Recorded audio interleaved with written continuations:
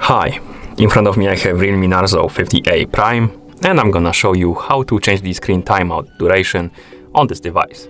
Basically, how quickly the screen will turn off after you stop using it. First, we need to open the settings on our phone, and you can do it by swiping upwards on the home screen to open the app menu, scroll down, and tapping on the settings icon. Now, tap on the display option. Here, scroll down and find the option called Screen Timeout and tap on it. And here we have the list of durations we can select. We have 15 seconds, 30 seconds, 1 minute, 2 minutes, 5 minutes, 10 minutes, and 30 minutes. Select the duration you like by tapping on it. For example, 2 minutes, as you can see.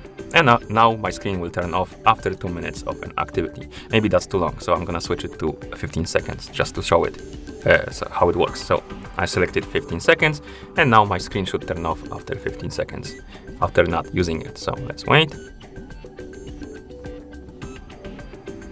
And here we have it. It's going down and boom. And that's how you change the screen timeout duration on this device.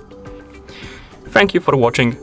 If you found this video helpful, please consider subscribing to our channel and leaving the like on the video.